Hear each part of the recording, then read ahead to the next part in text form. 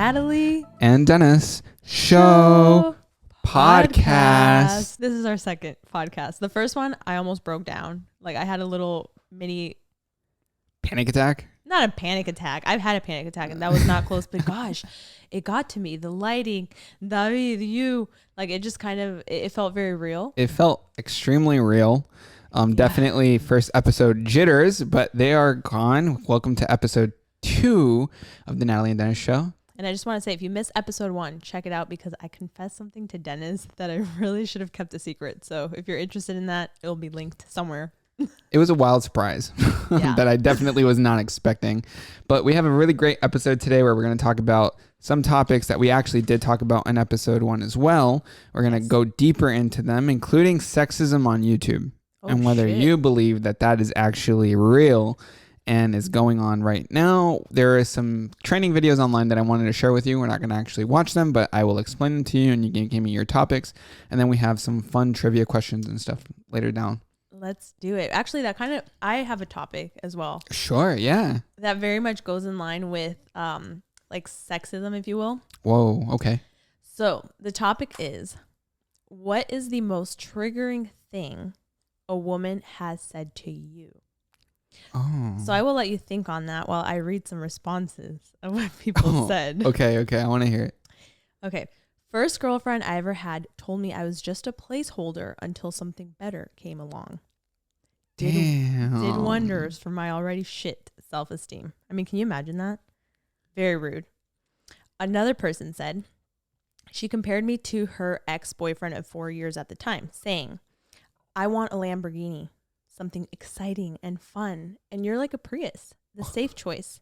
But if I go get a Lamborghini and crash, then I know the Prius won't take me back. Oh, wow. So, that is intense. You know, I've never been like, told negative things usually. Like it's weird. Not right? even on YouTube? No, I don't experience a lot of hate. I'm not usually in the limelight. I'm kind of like background. But has anything ever really offended you that somebody has said to you that you can think of top of mind? I mean, recently you told me that your mom thought I had a fat ass. That offended me. I was like, what? But that's when you were like 30 pounds over what you are now. Body shaming is a thing for both women and for men. For sure. And that's wild. But I meant in like, well, I mean, I wasn't going to sugarcoat. We were talking for real. And she was like, I don't know why that came up, but I told you that. And yeah, I noticed that you got offended by that. But you don't have like a fat, I mean, you still have a fat ass. No, I get offended when people directly talk to me about my appearance. I see. So that offends me. If I'm fat, I'm fat. I get it. Like, I'm not fat right now currently. I've lost a lot of weight. Subjective? Yeah, I guess. But that hurt, man. You know what hurt me once that you told me? Tell me. Because when I think about what's triggered me, it's one thing you told me, which is called you a prude? Yes. Is that one time? Why didn't you let me say it? Oh, because I had to jump in. Go ahead. When we first started dating, I don't know what was going on, but Dennis was like, you're such a prude. And I didn't know what that meant, but I knew that was a bad thing. So if we look up the definition of prude. You had this ready. No, I don't really have it ready. Okay. Well, what would you define prude as? I would say prude is someone who is not, in the know about a lot of sexual terms or sexual things. Okay, this is a definition of prude. A person who is or claims to be easily shocked by matters related to sex or nudity. Nudity. What the hell? It's their second podcast. Okay, but let me ask you then. Do you feel like you are a prude person in terms of like anything related to sex? I definitely feel like before, sure, the definition would fit me before. Mm-hmm. But I would say more so naive. I think when somebody's calling you a prude, it just like kind of lowers you, like esteem wise. I'm like, why the frick am I a prude? I was like, you know what I mean? It offended me. So you just said you're ignorant.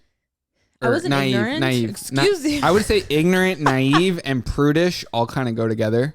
No. It's about lacking understanding or knowledge in terms of something. It's not knowledge or... No, because prude is also someone who's like old enough to be something and has maybe experienced things, but is like this about sex, you know, like, no, I don't want to talk about it. I don't want to know about it. It's like. So why did you call me a prude? Like, do you remember what led you to that assumption? I think the whole topic of like sexual things might have been a little intense for you and you kind of avoided that conversation sometimes. Sure. So then I said, called you a prude. And obviously I defended you. If that was like, how long ago was that? It was like our first year of dating. I always just remember that. I don't know why. It really stood out to me. Another comment that kind of offended me, not from you, but from just like a random ass stranger. And I don't know why. It was this guy that, remember that guy from Target? Like that rando guy? Oh, that random guy, yeah. So every time I would see him, he would just say something rude about me. Like one time he was like, oh, I couldn't even recognize you. Damn. Like, what the hell is that supposed to mean? I don't know. I was like, okay, like, why? I think it depends more when it's like one of those background characters in your life that like barely even interact with you. That's why I was like, what the frick? It's like, imagine you go to like Dunkin' Donuts and like you're consistently there, and then one day they're just like, what happened to you? Yes, exactly. Yeah. And I don't know why this relates to that in my mind. But it reminds me a lot of when my sister was pregnant. Yeah. I remember that something she would get so offended by is whenever people were like, oh, Angelica, you look so big right now, right? And in my eyes, I started learning the etiquette of like, what do you say to a pregnant woman? Like, don't tell her she looks big. Why? She's already going through a lot of changes in her life. Just the word big. So you want to be like, oh my God, your bump looks amazing. Or you're so glowing, but not like, girl, you are big. Like, you don't want to do that to a pregnant woman. Damn. They're already hormonal, everything. It's difficult because, not everybody goes through that phase of pregnancy. And so like knowing that there's nuances and terms that go along with pregnancy is a whole new world. Well, that's why I'm saying there was a lot of things I didn't know. Wow. Even to the point of like when she was about to give birth. Oh my God. When she was about to give birth. Yeah. I remember that people asking her when she was going to give birth really triggered her. And for good reason, which now leads me to think whenever I'm pregnant, I'm not going to tell people my due date because the last thing I want is somebody texting me, is the baby here yet? Like, that doesn't happen like that. It's kind of like I gotta say that leads me to just in general, just people asking questions about like, pregnancy. Everything is annoying. Like when just are you gonna have kids? When are you gonna have kids? When are you gonna get married? When are you gonna have a boyfriend? When are you gonna have anything? Right? Because you brought up yesterday how Latin parents are like don't have a boyfriend up until like what age? Like 18. So this was my dad all my life. Okay. Yeah. Don't look at a guy. You're my baby. You're like, don't date around. And then the moment you're like 25, usually immigrant parents are like, are you not going to get married? Like, when are you going to get married? Like, when are you going to have kids? When are you going to have grandkids? So it's like this instant shift. Yeah. But they only really give you like a pocket of time in order to do everything. Exactly. Yeah. That shift is intense. But going off of that, I just wanted to mention how would the word be private? I don't know. People are when it comes to when are you going to have kids? Like straight up. I have been in a room full of my family members and I have like a random ass uncle be like, so Natalie, ¿cuándo vas a tener hijos? And Natalie, I'm like, when are you going to have kids? Yeah, when are you going to have kids? But like straight up and not like everybody looks at me and then I'm like, what the heck? It genuinely feels like I'm being attacked. And I don't know why I feel like that. Maybe it's just a personal thing, but I feel like it's a rude question. I don't like it. I don't want anyone to ask me questions ever about anything like that because like, okay, I understand that family reunions happen ever so often. It's every couple months. And so like, but it's always the same people that ask the same questions. Exactly. Right? And I'm like, I thought I gave you a nasty face the first time, so stop asking me this time. Yeah, they don't get it. My response, my response now. It's like someone says, when are you going to have kids? I'm like, tomorrow. I just say that every time now. And like, I love when you say that because then they shut up. They're like, oh. It's like, I'm going to go do her okay tonight, right now. Let me just go and make babies right now. Yeah. Like, what do they want, right? I got to say, the terminology do her, I don't like that. Do, plow, it makes whatever. me sound like an object, well, which whatever. I'm not. Come on. You're just being picky right now. No, you don't care. You don't care. No, okay. I don't like that. All right. Moving into the intro. Hit me with some song, W. I need some music. I need to be peppy. Yeah. Oh, yeah. So, how was your week, Natalie? I want to know, what have you been up to? What matters in your life right now? What have I been up to? Well, I'm currently planning something very important for someone. But you blurted out in the last episode. Okay, but moving on past that. Something else. Something else that's important in your life. Oh, God. I mean, I feel like I'm getting back to the gym. I ate a lot this Thanksgiving. I know, but that's kind of outdated by the time we post this. Why don't you tell me something that's in your life? I mean, my life has been interesting recently because of the whole knee issue. Hopefully getting better by this point whenever this podcast is out. Sure. And just, I don't know, staying fit, getting strong as hell. You know, that actually leads into my actual question, which is leading up, is work-life balance, understanding each other and whatever. Sure. But life has been great recently. I've really been very happy. Every time we go to bed at night, I tell you how happy I am with life. Yeah. You know, I just radiate just chillness. Dennis is a very calm person. Like, I feel that, I don't know if we balance each other out, but I definitely feel like we are opposites in that way. You're very relaxed. You're very go with the flow. You are quick to adapt, whereas I'm the total opposite. I need structure. I'm a little bit on edge all the time. I'm a little bit nervous at times. So I feel like sometimes it is hard to have you be so relaxed, because I don't know if this has ever happened to you, but have you ever been really scared to do like a presentation, right? Mm-hmm. But then all of a sudden you are feeling the room and you notice other people are nervous. Yeah. It almost like takes away the nerves. No. It happens to me. It does. Really? Yes. Whereas I'm like, oh, other people are nervous. You know, maybe I'm not going to be that nervous. Like, they're kind of like, I really believe in like energy and stuff like that. So they're almost like taking that energy away. Whereas when two people are so calm and then I'm the only one that's very nervous, I'm like, like I'm really feeling, you know. Does it annoy you? It doesn't annoy me. I just feel not understood. So in the first podcast, you started off very antsy. Oh God, and if like you guys watch that nervous. podcast, I don't think you ever have seen me like that, because that is the unedited version of Natalie's Outlet. Yeah. So I was really calm, and I'm pretty calm right now. I tend to be calm, but like, did that make you more nervous that I was calm? No, it made me more nervous when you were looking at me like, why are you nervous? Like that nervous? Like, I didn't say it though. You didn't, but like after you've been with someone for a while, like you basically speak with your eyes, and I could tell you were like, girl, calm down. Like, it's fine. Like, everything's going to be okay. And I was like, oh, I don't know what to do. I can barely breathe. You know, our camera guy, he was pretty nervous too. I know. And I loved hearing that after. So it made me feel more normal. But I couldn't tell he was nervous. I mean, he was flexing and looking at his muscles in the camera. So I was like, what the heck?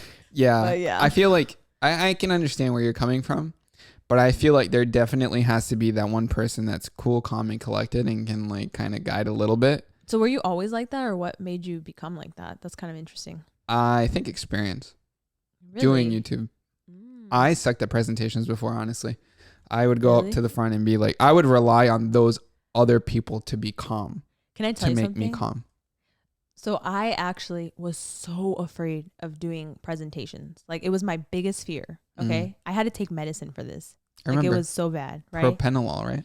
Yeah. Anyways, I had to take that medication. It literally helped me get through school, because I would not have been able to do it without it. And I even went out of my way to take a virtual, you know, that professional, what do you call it? Everybody has to take this class, speech. Yeah. Where you have to give presentations. Man, was I nervous for that class. So I did a virtual class for speech. You had to record and then you had to show the audience. I remember that. That was freaking... Didn't I show up for that? That was really embarrassing too, to be honest. Yeah. Speech online. But I've always been kind of scared to like speak in public, because I had this one thing happen to me in 6th grade where I like, my body lost control of itself, and I was feeling okay when I went up there. But I guess I wasn't really. Why are you laughing? The way you phrase it just sounded so sexual. My body lost control. It did. I started shaking vigorously. Do you know what it's like to be giving a presentation and you're like, wait, why am I shaking like this? Yeah, no, I got you. I lost control. I was having like, I guess, a panic attack without actually, it's like my body was nervous from it. Yeah. And that scarred me, because I will never forget everybody looking at me the way that they were. They looked at me like I was an alien. Like a monster. Like, why is she like that? They were shocked. Even the teacher didn't know what to do. So how do you feel about this podcast in particular? This is our second one. You feel better? Yeah, I think that helped a lot. I mean, you look like your body's in control. Like you're not freaking out. Exactly. I feel a lot better. I think it's also the looser clothes. I think I felt too constricted. Okay. Well, I want to move on from a topic that we talked about in the first podcast. Sure. We dived a little bit into sexism on YouTube, and just to touch base with everyone who did not watch the first episode, because I want you to be up to with the point we're at right now, is we talked about our favorite creators. And our favorite creators, right? Not all of them are being shown to us. A lot of what we're being shown is what YouTube thinks we want to watch. So that happens to be a lot of males. Currently, I would say, like I had mentioned in the previous podcast, that if I were to mention or say, top 20 creators right now, a minority of that would be females, in my opinion. Do you agree? I think when you look at your own homepage, you tend to be recommended things that you've been watching. But when you look at, like, let's say when I go to the gym and I'm on the treadmill and it's randomly, like, I go on YouTube, it's like full on, Mr. Beast. You have all of, like, the guys, right, that are doing very spectacle type content. Yeah. And it's interesting that that's what's being pushed.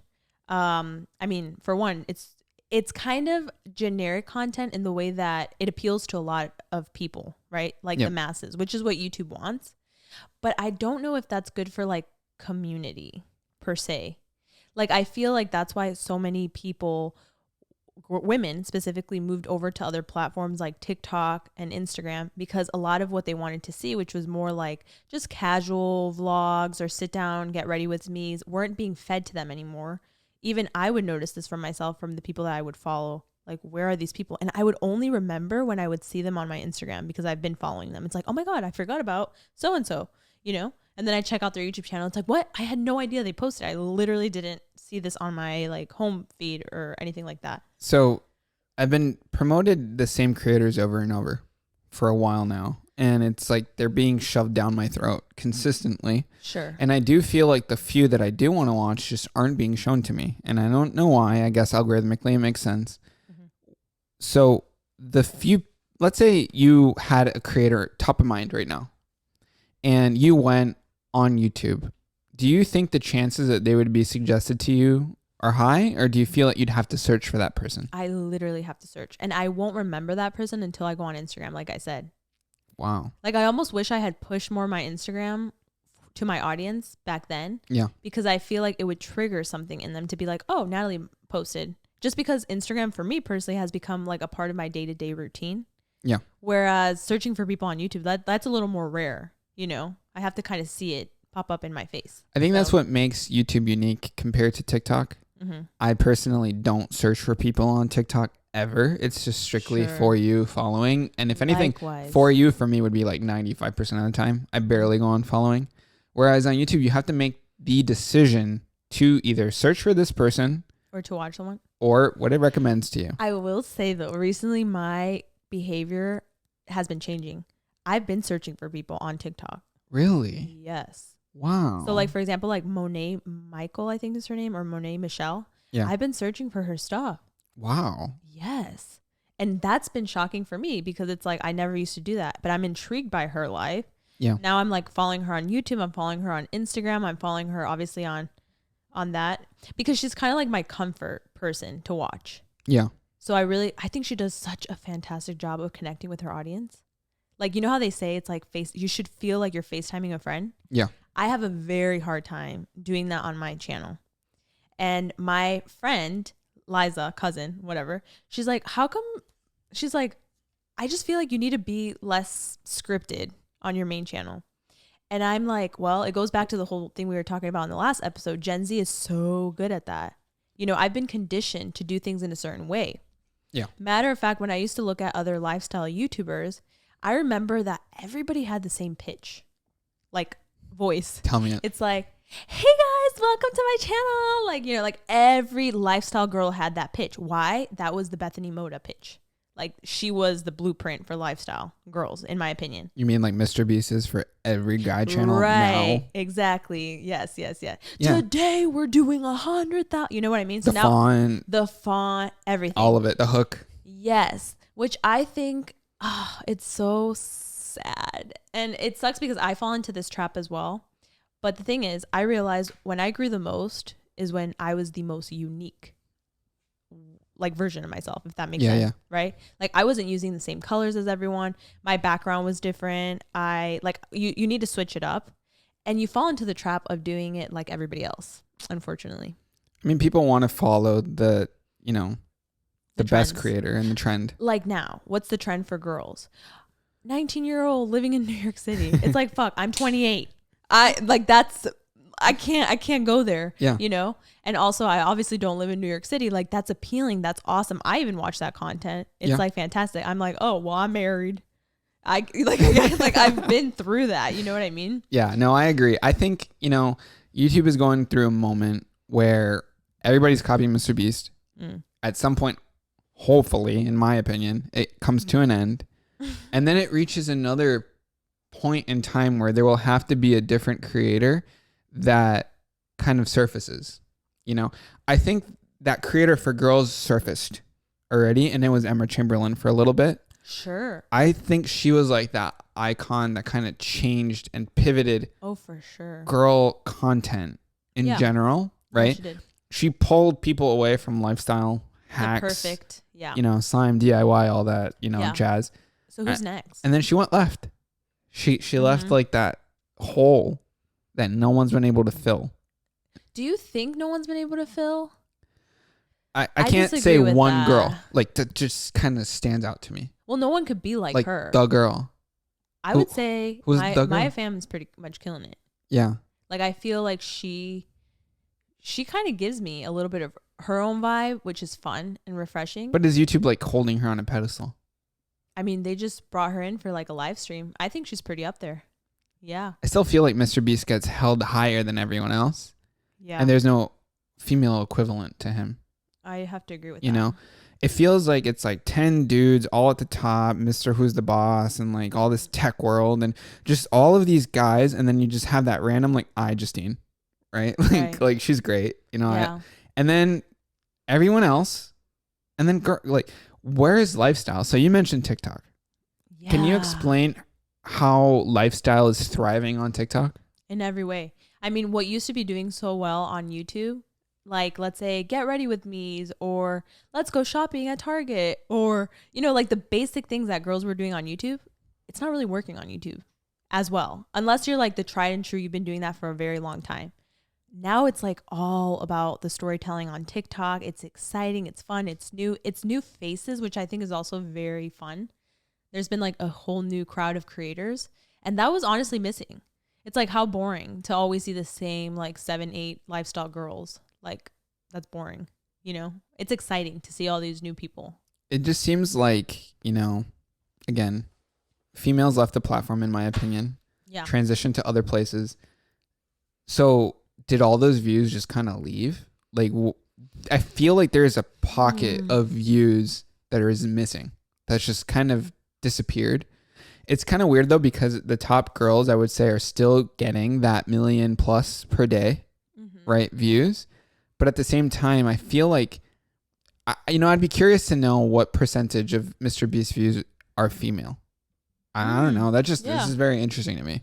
That is very true. How much does he cater to them? And if, like you mentioned, if you go into like incognito mode in Chrome and like just look at what YouTube wants to promote to you. Yeah. You'll see a lot of React stuff. So like Sniper Wolf, you'll see a lot of Azzyland, I wonder what their percentage of female views is.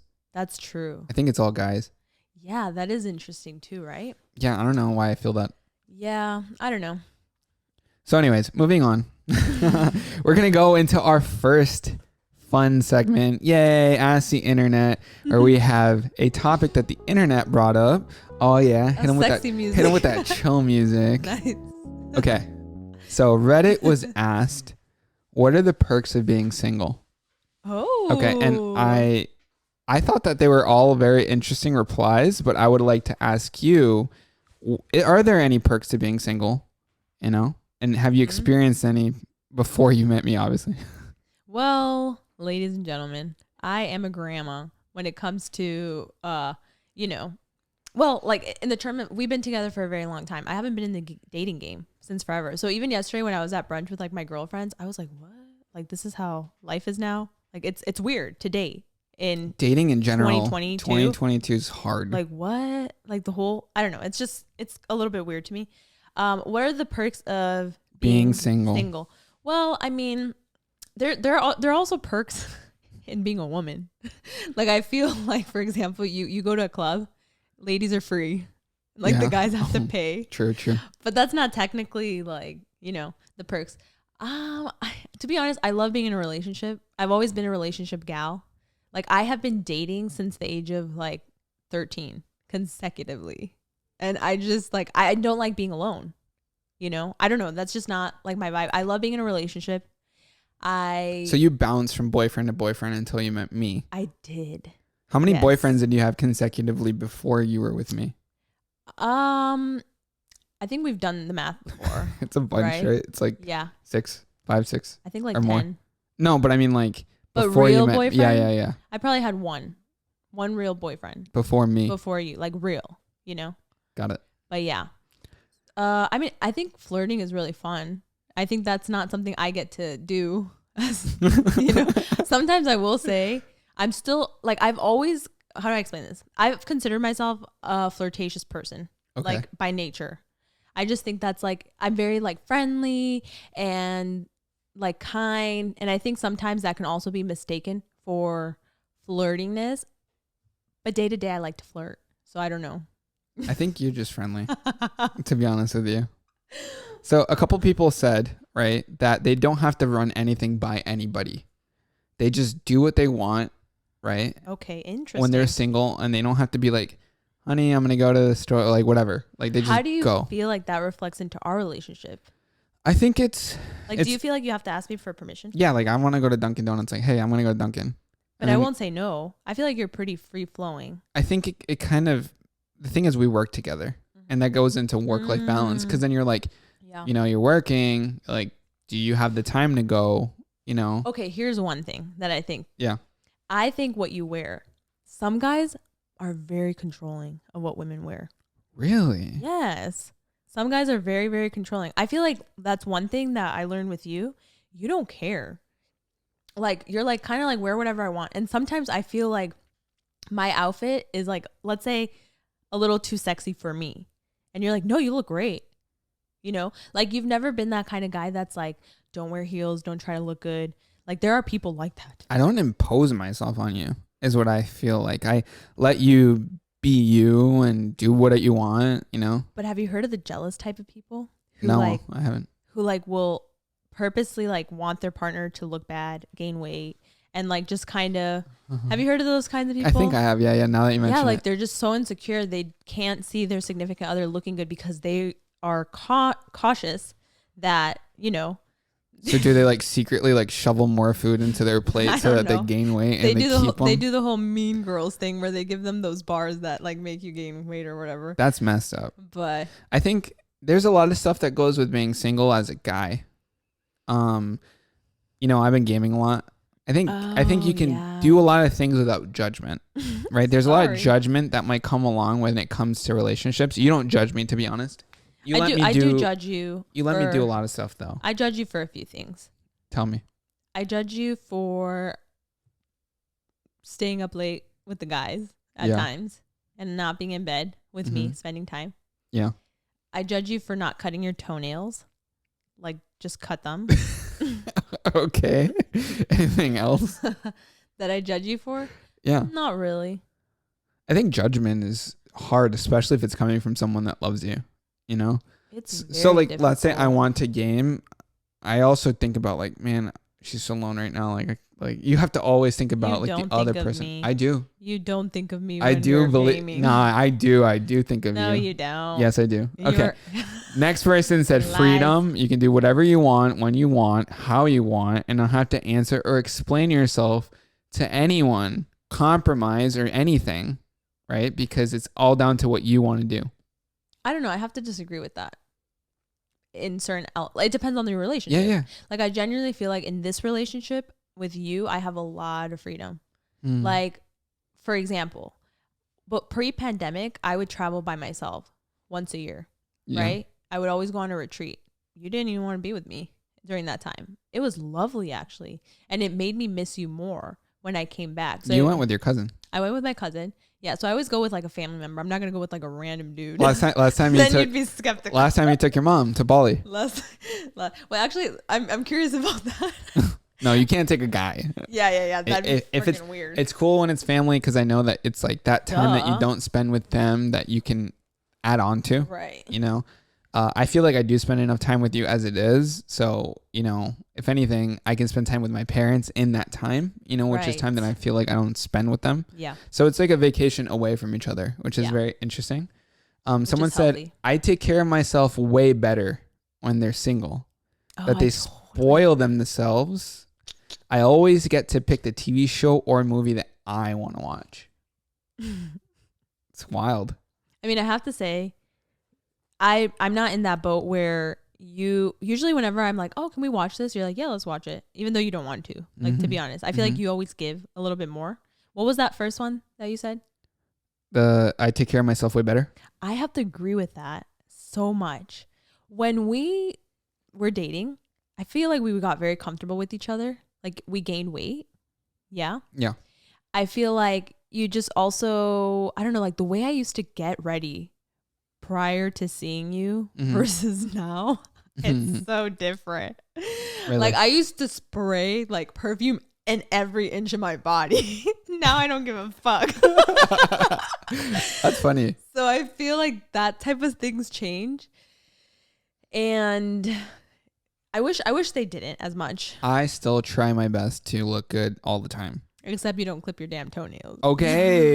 You know, maybe we can move past that. It helps with rock climbing. No, I'm just kidding. No. Ew, what the fuck? And then, okay, this is the last one in terms of this topic before we move on. But someone said that every decision that they made was always with a future partner in mind. That's true. And that was after a divorce, they said. So I should probably decorate more neutrally around the house just in case that person doesn't vibe with that. I should save that vacation, concert, or event money for someone special. Oh, that's a very sweet person. I should definitely drop weight to attract the ideal partner. Wow. I don't know if I would think like that. Yeah. Personally, I feel like if I was single, I would want to be my own individual person without thinking about the future. But I can't say that for sure because I'm not in that position. I've always thought it's quite interesting when a couple who... let's say the woman lives by herself and the guy lives by herself and they come together and they bring in all the furniture. Like Juan and Jennifer are family members. Like, how do you mix and match those two aesthetics? That to me is a little bit of like, and not everybody has money to like drop money on a wedding, on new furniture, on a house. Like getting married is so expensive, you know? I mean, one way to like avoid the expenses is to blend in all your furniture together. But at some point, I also feel like, well, it also depends on age. Usually, if they're older, they already have their own furniture and everything. Right. If it's an our kind of way of doing it, because we got married kind of young relatively to like other people. Can you imagine our aesthetic together? Like if you had done your own thing. Yeah. Versus me. Look at my thing. My thing is all like, is that Jupirito? What is he doing here? He wants to be a part of it. Oh my God. He entered the podcast. Come here, little baby. What is he doing here? You guys, oh my God. Okay, Jupiter really, listen, he does miss me a lot of the time. So if you're not on YouTube watching his butthole. Jupiter, sit down. Sit down, booty. Yeah, you're happy being here? We were just talking about relationships, but you've never had a girlfriend, huh? He needs a girlfriend. He needs a wife. He's kind of lonely, right? Oh my God, look at that little fatty. He's so derpy. He's so cute. Okay, I'm officially distracted. All right. David, hit me with another song, please, because we're going to move into the next topic. Jupiter's totally blocking your camera. Can you show it, Jupiter? I love it. Okay, so the next topic, Natalie, is what is your opinion on money can't buy happiness? Money can't buy happiness. Well. Go ahead. I definitely feel like from my personal experience, money has bought me more comfort. Yep. It's brought me more life satisfaction. Mm-hmm. But like Jay-Z says, more money, more problems. I cannot lie. I have never, ever in my life, and I think, I don't know, is it that I'm ungrateful? But I genuinely feel sometimes so stressed out by money. Because the thing is with money, and maybe I'm going another direction. I want to know from you. Can money buy happiness? First of all, I don't know if it was Jay-Z that said that. More money, more problems. Yeah, it's Jay-Z. No, I think it was Biggie Smalls. Somebody quote me. Or anyways. It's Jay-Z, okay. Guys. I think, first of all, I've never been in a position where I don't have enough to like live. Okay. First of all. So I can't say or speak for that, Even though you came from pretty humble beginnings in Rhode Island, which is interesting. I live in a really, really bad area, but my mom was always really good at saving money. So we never lacked anything. Okay, that's wonderful. I think his breath is gonna eventually get inside the mic. Oh, seriously? We need to move him because I can hear it. God, this was so cute. Moving back into it, right? So I think one thing that money can bring about is comfort in terms of relief. Yep. And what I mean by relief is you don't have to worry about rent. You don't have to worry about bills. You don't have to worry. Oh, come on, Natalie. What? I'm sorry. So cute. Are you kidding? I'm sorry. I know Dennis is so annoyed, but I love my dog. Okay, I'm going to take him out. I don't know what to say about that topic anymore, honestly. Like, it's just Can money buy you happiness? I mean, it's reported that one out of every five people agree with that statement, that money can buy you happiness. One out of every five? Yes. So what, the other four say no? Correct. So a lot of people don't think that money can buy happiness.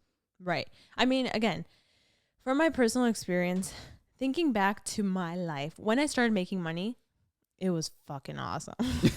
Okay. It was great, but then what problems arise from that? All of a sudden, I have cousins of cousins asking me for money. Cousins of cousins. Yeah. Yeah. All of a sudden, I have people telling me to bail them out of jail. Like that type of stuff. Yeah. Like, what the fuck? Like, why? So that creates pressure. I remember Oprah Winfrey spoke about this. I love Oprah. Okay. And she was like, there came a time where she had to learn how to say no to people who knew that she had money. Because that's the thing with money is people all of a sudden think you are like overflowing in it. And like, for example, in our case, we are good. Like, I think we're above well off. But it's still not to the point where we can like gift every cousin like, money iPhones. for stuff, which we used to do stuff like that because we felt pressured to do that. I never did. You never did because you never I wasn't like the image. Yeah, you're not like that. Yeah, so then I feel like people wouldn't come to you, but people would oftentimes come to me like, can I borrow thousands of money? Dollars. Thousands of money. And I was like actually like debating it. No, that's wrong. It's very weird. I saw a TikTok recently about this girl who was going to go to Mexico for like a little bit. And like she had like cousins that apparently never like talked to her. Be like, prima, me puedes traer, el nuevo iPhone because like, I need it, and can you also bring me this and this and this? And she was like really pissed off, and she was like, I don't eat a lot of meat or shrimp or this or that because I'm trying to save, And then this person comes and asks me for like these things and expects me to just give. And then like, I guess she was in an argument with her husband because her husband did want to help them with that. Yeah.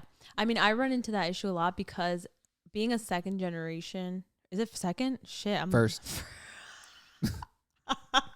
First generation. Being a first generation daughter of immigrant parents, I feel like there's always that pressure to, like Latin families are always like, we help each other, right? Mm-hmm. And I think that sometimes in my personal experience, that comes with a lot of expectation and pressure. So for me, for example, it was like that case where everybody all of a sudden was like, I was like their solution to everything. Like I was paying for surgeries that I didn't even want to, I was helping people with mortgages, and like, I am like working really hard as well. But then you see the other side of the coin, which is, hey, we do have the luxury to earn a lot more than these people. So it's not to take advantage. It's not to be taken advantage of. And that's where you have to draw the line. I think you have to understand that you're not the person's salvation. And it's like that whole quote, like teach a person how to fish and then like they can like feed themselves for a lifetime. Mm-hmm. Yeah, you might drop in and like save them from like some poor situation one time, but then they also might have gotten themselves into the situation. They don't save, like, that in that case, that girl, they didn't save. They went out, she brought up a really good point as well. And I'm like, her TikTok was great. Like it was long and I watched it all. She talked a lot about how they feel like they have an image that they have to show. And so like they had to go out and do that one thing or take that one vacation to the beach that cost them thousands of dollars to live in the moment as opposed to prepare for later on. So I can't relate to that specifically, but I can relate to this other thing that came to my mind, which is when I started earning money, there was this expectation around Christmas that I would be gifting people everything that they needed. What? What do you mean, what? Really? You've been a part of this. Yes. No, not to that extent. I didn't expect. Yes, to that. Everyone expects gifts. Yes, to that extent. What do you mean? Like people are like, I need a new cell phone. That's fucked. Yeah. Okay. Like just like stuff like that. And it's something that has actually really affected me throughout my... Bubba, why are you acting like you're surprised? No, because you haven't brought it up in like a long time. So no, I've never brought this up ever, other than to my life coach. Okay, so you haven't brought it up, so I have the right to be surprised. I brought it up to you. I've never brought it up to like anybody else. Like the fact that it bothers me when my family asks me for money. Yeah. It does. Very. Because it's been overly abused, know? And they're not small requests anymore. They're like large, life-changing type of stuff. And I'm like, I can't. Like, how do people come to you and like do that? Let me give you an example. Yeah. Okay. We had an editor who we worked with for a very long time. Yeah. And after a while, he wasn't happy with how much he was making. Yeah. So he did a quick little Google search and he was like, oh, she's making this amount of money. Okay. Came to me that day and he's like, I'm not going to continue working unless you pay me this amount. Okay. Oh my God. I can't do that. Well, why not? It says here that you make this amount of money. That is not how much I make. That is totally skewed. Yeah, you go on Social Blade, it'll say I make millions upon millions. That is not true. I don't make millions upon millions. Not like, it's just everything is ever changing. And so when people come to you with those wild requests based off of what they've seen, yeah, it's disrespectful for me. I think, whenever I watch like, funny like rap videos and like stuff like that, like they have like their crew, like the rapper has the crew that's always following them around. Yeah. And they're like, oh, like I pulled my hood out of like poverty and like the guy's like on a private jet like Drake with like surrounded by like 20 guys, right? And like they all expect him to pay for everything. You but really then, think one of those guys is going to pull his hand in his pocket and like pay for like a martini? Like, no, he expects everything. So that's a hard one to say, like who deserves to do what? Because also like these guys wouldn't be in a big ass jet. Like why would they pay for that? They don't have the means to do that. Yeah. So I do think that's interesting. Like having like that group of people who you kind of support. Yeah. That was me for a very long time too. Explain. I would hire people that didn't have the qualifications to be hired because my family would pressure me to hire them. Yeah. And then it was like me literally like training doing their work. And it wasn't good. Someone put a funny comment and they put, have you ever seen a sad person on a jet ski? Deep within, they might be sad. My mom, she's been in Colombia for a while and she's living her life. Okay. They are living it up. They're like in Medellin having a great time. Yeah. And she's like, man, why can't life always be like this? Like where I'm relaxed, I'm eating good. And I was like, I don't know. It makes me realize that like you do need those hard days at times to realize that like what you have in front of you is just good enough. Sometimes, for example, like even like I appreciate that you always think on the bright side and you're like, our life is great. Look, we get to wake up every morning. We get to like eat together, this and that. While sometimes I can see past that and be like, oh my God, but look at all these problems. Look at what's going on. Like, how am I going to do this today, tomorrow, blah, blah, blah. So I do think sometimes you need those hard days. I remember when I used to go to school and take really hard exams, I would tell you like, hey, like, at the end of the day, I still have you. Yeah. Like sometimes, man, I would study so much for those exams. College was such a difficult experience for me. And, biomed is very difficult. But at the end of the day, I always knew I had you, It was so stressful. I always use that as like a crutch for myself. Yeah. Like, damn, if I fail, but now I use that as a crutch. I'm like, at the end of the day, I still have you. Now you hit me with a song, please. We're moving into the next segment. Not another song, different song. Yeah, that's the one. So I recently stumbled upon a really interesting video where a bully stole a kid's phone. Oh no. And that kid's brother shows up and beats up the bully. And it's pretty wild to me. Like, first of all, phones, like getting stolen, and like that wasn't an issue when I was in school, like whatever technology. But, did you ever have an experience where you had to stand up for Angelica or for a family member, where you had to be that voice that kind of, imposed protection? Fuck.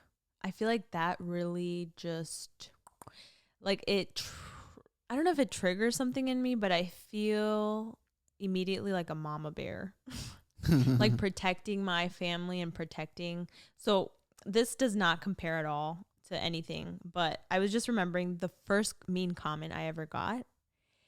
It wasn't about me. It was about my sister. And the thing is, I had forced her to film this video with me. Yeah. So you can imagine my mom's like reading the comment. She's like, oh my God, I can't believe Angelica did a video with you. And she comes across this comment. And so the comment was something about how like my sister was so hairy. So back then Angelica didn't shave her arms. And Angelica's always been a little bit on the hairier side. And the comment said something along the lines of like a gorilla, like fucking ugly, like just a bunch, things that like, imagine your first time on the internet and that's the comment you get. I was so offended for her. I think I replied back to that comment. Wow. Which is not something I typically do. And my mom saw it and she was hurt by that comment because it was like the first time, like no one's going to say that to a mom, like to her face. But like seeing that, she was like, what? Like people think this of her, like she's my beautiful daughter, like whatever. So it was that time where she felt like she couldn't protect her. And I can't remember if I blocked that person, if I replied back, but I definitely felt very defensive and defenseless because I was like, this isn't even about me. And I brought her into this. You know what I mean? Did you ever experience any bullying yourself? Yes, I did. Are we getting into that? How did you deal with it? It wasn't good. Before we move into this, usually when you do a lot of Q&As, a lot of people do ask about bullies. How do you deal with a bully? How do you, confront a bully? I don't think we've ever really touched on the topic. I feel like it is touchy. So, I mean, if it's something you don't want to talk about, but I do think it's important to talk about life experiences, right? Yes. So maybe you can talk about how you dealt with your own bullies. I didn't deal with them very well. I didn't. Tell me about it. Because I was very young. So this was 6th grade. I had just moved from Chicago to Florida. And I don't want to talk about this because it revolves a family member. You don't have to. Yeah. But I will say, why didn't I deal with this very well? Because I didn't stand up for myself. And I almost felt like I should take that type of like degrading like responses and stuff like that. Yeah. And I belittled myself by allowing those people to talk down on me.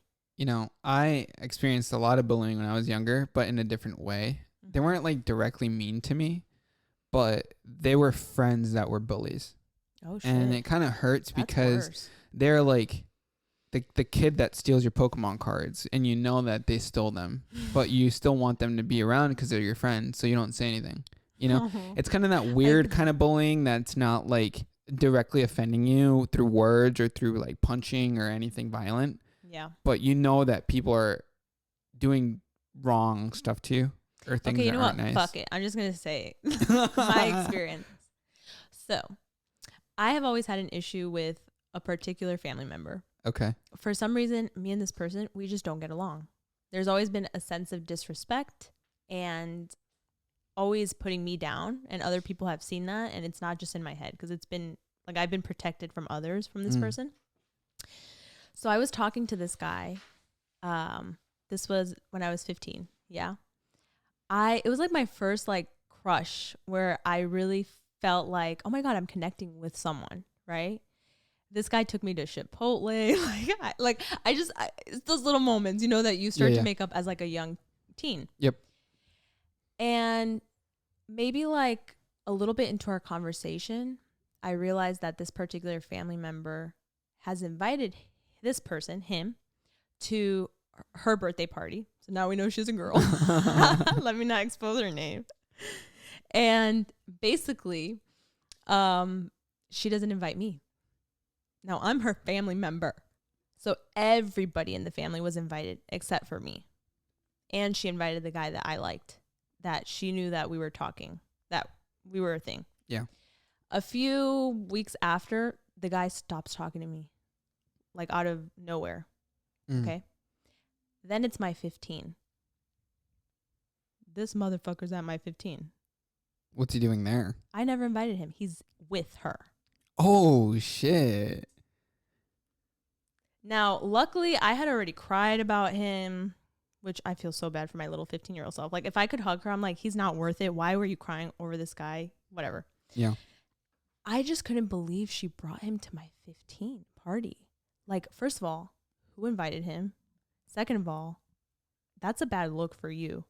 So I literally, like, that was the moment where I was like, whoo. And I danced. And I had so much fun at my 15. I didn't even notice he was there. I honestly didn't even acknowledge him. But I just was like, that is so rude. You know? There are people like that in the world, you know? That just there's people do that stuff want out of spite. Yeah. And I don't know, like, I really could never be that type of person. Yeah. Where, like, wants to see other people purposely fall like that. You know, that gives me a lot of anger internally for you, honestly. And because you're so vulnerable as a 15-year-old. Like, I'm happy that I just turned around and I was like, whatever. You know, it's a lot of emotional battles and emotional traumas. And when it attacks you mentally, yes, it hurts more than physically. Yes. You know, like I told you, like I went through a lot of mental bullying on purpose to keep people around that I thought were friendly, that honestly weren't. I would notice my video games are gone at my house. Oh my God, that's honestly like such a like I would almost feel vandalism. Kids like, are assholes. Yeah, to like have things stolen from you, like that's like from your own house. That's terrible. Yeah, from friends that go over that you think are friends that I obviously aren't. So friends why didn't anymore. you ever say anything? Confrontation is a big thing. Right. I don't like confronting people. Which is when I go back to even now I don't confront you when it comes to fights. Lots of times. But I don't steal stuff from you. Not in terms of stealing, but like I'm saying, like when we have an issue, I'm not confrontational. Yeah. I have moments where I've exploded. And I think it's a buildup of lack of confrontation. It's weird. But I haven't exploded on you. I've had situations in life where I just go ballistic. Like it's weird. I've only had like 3 or 4 situations like that ever. Yeah. But in general, lack of, confrontation, bullies take advantage of that. They take advantage of the moment. It really is a skill to own up to how you feel. Like if something makes you uncomfortable and going up to the person and being like, hey, you are pushing past this boundary, like stop. It really is. And I do feel like it's important. If I could go back in time and do that to, like the girls, like they would have been like weak in the knees because they would have been like, how is she like standing up? But the thing is, you know how to deal with it now. But well, that's what I'm saying. Yeah. What I'm saying is it's things that you do have to eventually build character up around and confront people if they make you feel a certain way. Yeah. Because people will take advantage of you. How would you feel as a child if you were bullied by an adult? That's a totally different situation. That is probably the worst thing that could happen to a kid. Why? Because like you trust, like, you want to try and be trusting of adults. But that's another thing. I've been seeing that a lot around TikTok. I get a lot of like parental TikToks for some reason. And so certain things that I have come across is like parents teaching their kids to consent for themselves. So for example, like don't let everyone kiss you on your cheek. You don't want that? Don't do that. You know? Who hasn't had that creepy uncle who was a little too close for comfort? Like, yeah, and parents think that, oh, they're the adult. They're just being friendly. Like, no, I'm going to be someone that I'm really going to be there like for my kid. Like if they feel a little bit odd or if they feel like they don't want to consent to hug someone, to kiss someone, or anything like that, I'm going to teach them not to kiss anyone like on their lips. I'm going to teach them they're like, don't let people touch you in inappropriate areas, stuff like that. That's tough. I think, so when I was younger, and I think I had told you about this story before, but when I was in school, I would always do really well. Like I've obviously always had A's in class, and like I was doing honors and AP and whatever. But there was this one teacher that just did not like me. And you can tell, right? So when you feel bullying from someone with authority or an adult, it's much worse, because then you're in a position where A, people won't believe you, right? Even though you know that they are doing the wrong. And B, you have to deal with it in a different in a different way than with like a normal bully, right? So in this particular case, this teacher just did not enjoy my company at all. I could just feel it. And a lot of the things that she would do to me, like, it just felt like bullying. This actually reminds me of something really terrible that happened at my high school. I remember this was TV productions, right? It was like an elective, super fun. We had an amazing teacher. And I remember a lot of the girls would tell me, oh my God, Mr. So-and-so just looks at me a little bit weird. You know, he's a little touchy. Okay, this is going in a different direction than bullying. Because you're this is going in the weird area. Should I not go there? I just feel like you think brought up okay, first authority. of all, I'm sorry. Okay, I'm gonna continue with my own story because you like jumped in with like yours. Sorry about that. So in my case, this teacher didn't like me. No matter how much effort I would put into the class, I would fail. I would just consistently fail at everything in the class. I'd consistently get F's and D's. I still don't understand that. And I don't understand why a parent wouldn't intervene in something like that if you clearly were doing the work. My parent doesn't speak English. You know, the teacher just didn't feel like I was up to par with, like, I guess the other students, even though I was getting A's in other classes. But my moment of triumph was parent-teacher conference. Okay. So in parent-teacher conferences, they line up teachers, obviously, back when I was in middle school, and they would line them up, all 5 teachers, and then you walk in with your parent, right? So I walked in with my mom, and I told my mom prior to going in, because I had a really good, you know, relationship with my mom, and I said, hey, I have a really bad teacher that's not going to like me. She's going to talk only bad things about me, but I just want you to know that they're all lies. They're not true, right? So we walk into the parent-teacher conference, and we walk in, and I have one teacher say, oh, he's a great student. One of the best I've had like in a long time. 2, 3, 4, all teachers say that. And then the last teacher was the one that didn't like me. And she said, oh, she was like dumbstruck. She like, couldn't believe that all these other teachers were like so adamant that I was a good student. And she started going off saying I'm horrible.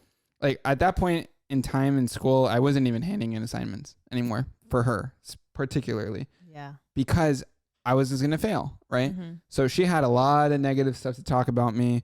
And, you know, it was nice to see that she was the odd one out. And what she said about me didn't reflect how I am. So did you ever get to the bottom of it? No. I failed it. See, so I don't understand that. I failed it. And like, it sucks because ultimately bullying, I guess, won. But I didn't let it impact me and my emotions internally. I mean, I'm still talking about it, I guess. So it still does affect you. Yeah. I definitely think there's a lot of that sticks with us. But I think I'm more proud of the way I dealt with it. You know, even though it was like in a weird way. So in the case of the bully stealing the phone. Okay. A phone now is precious to a lot of people. Yeah. You know, it's your diary. Yep. It holds everything, right? Of you, of your personality, of everything. A lot of schools are taking kids' phones. Oh, God, that sucks. And they're starting to put them inside of this little sock thing device. Oh, my God, I hate that. That locks it away for the whole day. I hate that. I saw a TikTok of a couple kids like decorating it. I literally hate that. Right? So much. How do you feel about that? I feel like, first of all, I'm afraid of what they're doing with that. Like maybe no, the student keeps it. Oh, the student gets to keep it? They just walk around with it. I still hate that. This is why. Nowadays, with all of the crazy things that are happening in schools, specifically shootings, right? I would feel so unsafe having the one thing that will connect me to the outside world being taken away from me. I never thought about it. I don't think that's fair. Like, and I also think that, I don't know, as a girl, personally speaking, like my phone makes me feel safe. And if I were going to like the bathroom, I don't know, I would want to keep that. Like I came to school with it. Why not? You know, I understand if it's like a disruption in class, like, yeah, put it away. But like at the end of the day, like it's their personal belongings. I don't think that should be taken away. You know, I think we grew up with enough internet and enough not internet, you know? So I would leave school and I'd get no emails from teachers because emails wasn't like a thing where they would like connect you with, right? Now to get an email from a teacher after school hours, like that should be a boundary in itself. So I don't want you connecting with me. They wouldn't say, oh, there's homework. Like, that's it. There's no homework. But now it's like, oh, it's 4:59. The email sends a student, the teacher sends an email to the student. Hey guys, forgot to tell you about this. Make sure you bring it in 2 days. We're just so connected now. Way too connected. Right. I despise it. And like our devices are like the conduits to connecting, right? Social media and like followers for kids and like how many followers you have. I haven't experienced it. I have no kids, so I don't know how important that is for a lot of people, like followers and like social circles inside of high schools currently and middle schools or whatever.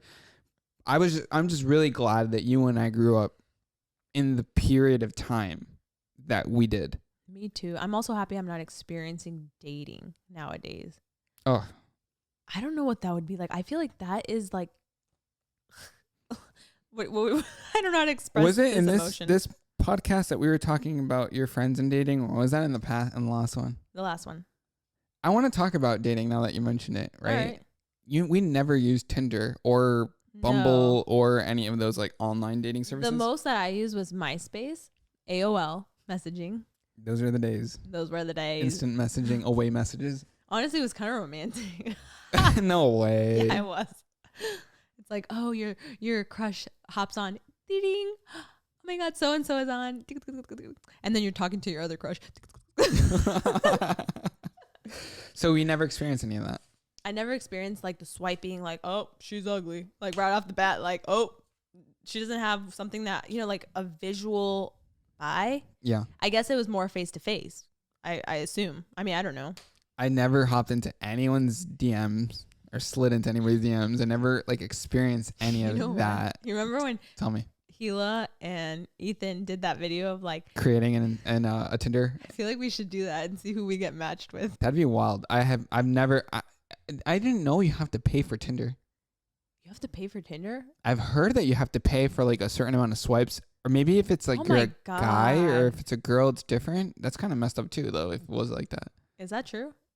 Is that true, Levi?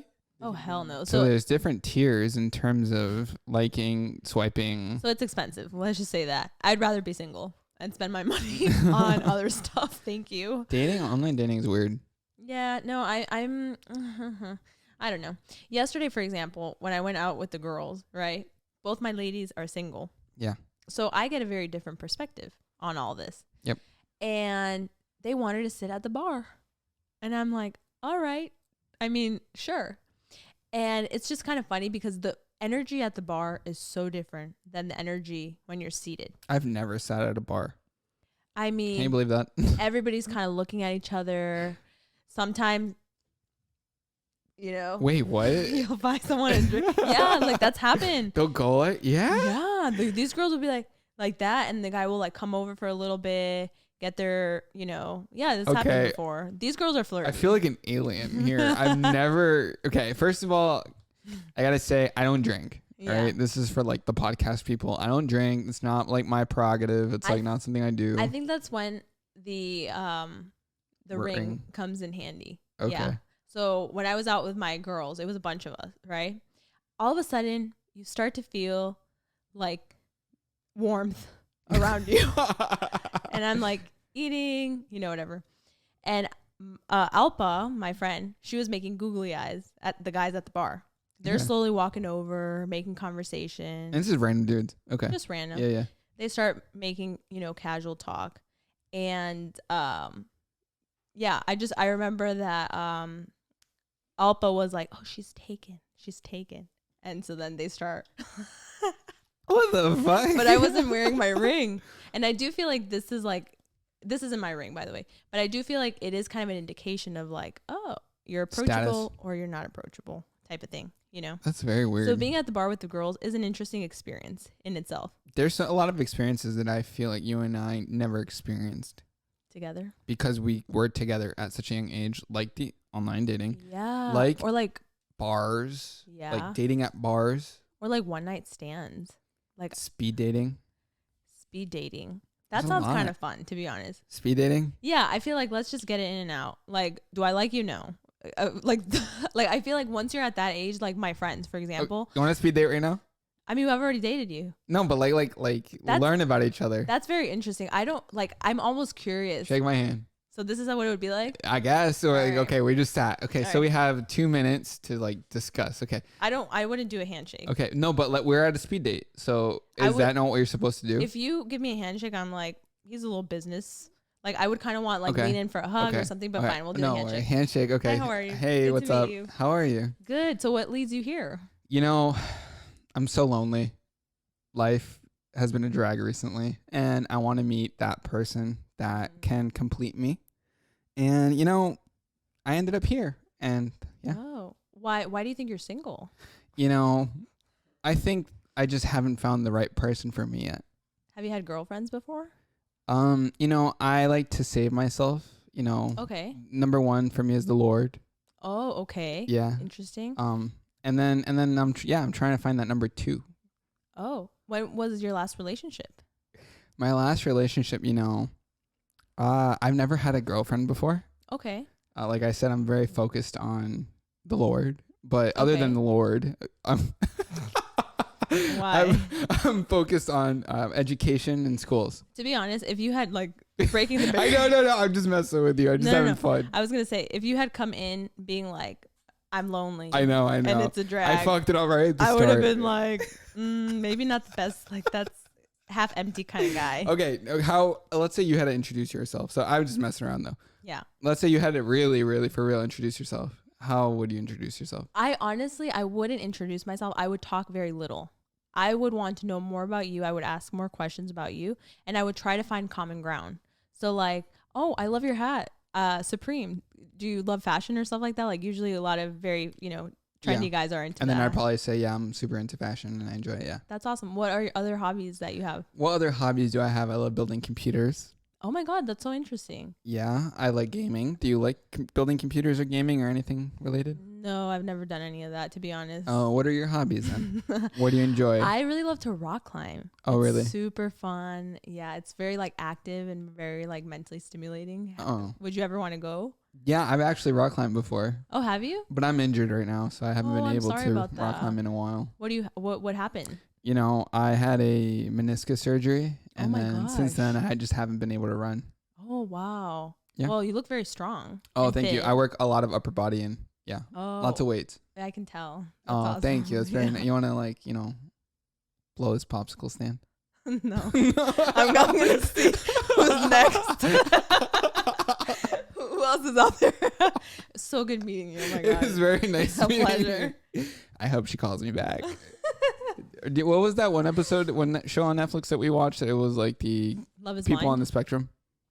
Oh, I love that show. Love on the Spectrum, yeah. Love on the Spectrum. And they did a lot of speed dating, and it was like it was funny. So cute. All right, so that concludes episode 2 of Natalie Dennis Show podcast. Be sure to rate, like, subscribe, and comment, depending on where you're watching us or listening to us. We appreciate you being here. Yeah, and definitely check us out on TikTok and Instagram if you want to connect. Send us questions at Natalie and Dennis Show. We'll be sure to create content just for that, right? We're going to make some stuff for that. All right. It was lovely hanging out with you guys, and we'll see you in the next one. Listen to us and check us out next Friday. Every Friday we'll be posting. Be attentive. Outro music, please. Maestro.